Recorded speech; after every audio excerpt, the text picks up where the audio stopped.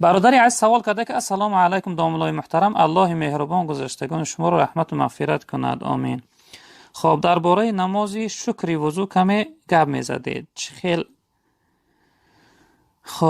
خیل میخونی چی درجه داره؟ اکنون برادر از نماز شکری وضو خواندنش 2 رکعت است. شکر گفته یعنی شکرانه طهارت، وضوش طهارت میشه، شکرانه طهارت. انسان وقتی که طهارت کرد یعنی که 2 رکعت نماز شکرانه برای طهارتش میخونن یا شکری وضو میگوین، یعنی که در وقتی که بعد از طهارت کردنش این انسان میخونه. خب درباره فضیلت نماز شکری وضو در حدیث مسلم، هم بخاری هم مسلم روایت کردن از حضرت عثمان ابن عفان رضی الله تعالی عنه که حضرت فرمودند که من توضأ نحو وضوء هذا ثم قام رفع فركع ركعتين لا يحدث فيهما نفسه غفر له ما تقدم من ذنبه. حضرت گفتن که هر انسان که طهارت کرد این چنین، یعنی خودشون طهارت کردن، وقتی نوعی که ما طهارت میکنیم دهان و بینی یعنی دست رو میشویم، این چنین طهارت کردن.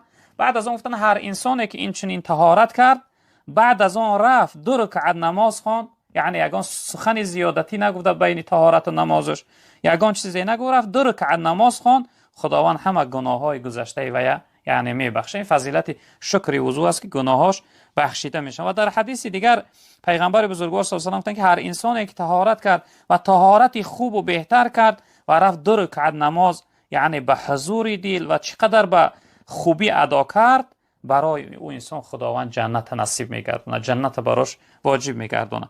در روایت دیگر که این حدیث بخاری است، پیغمبر بزرگوار صلی الله علیه و آله وقتی که از شب معراج گشتند و سوی حضرت بلال گفتند که ای بلال، تو در اسلام چی عملی خوبی داری که من یعنی در جنت وقتی سیر میکردم صدای یعنی پاپوشی های شما را یعنی در اونجا در گوشم رسید، صدای پاپوشی های شما را شنیدم یعنی در جنت. حضرت گفتن که یا رسول الله من چیزی ندارم مگر این که گفتن هر وقتی که طهارت کنم 2 رکعت نماز میخوانم، برای یعنی طهارت کردن 2 رکعت نماز میخوانم. یعنی این حدیث دلالت داره که درجه و فضیلت حضرت بلال خداوند در جنت از روی اون 2 رکعت نماز شکری وضو خواندنش در جنت درجهش بالا کرده. البته فضیلت ثواب زیاد داره، کسی که توانایی داشته باشه بخونه ان شاء الله که ثواب زیاد میگیره.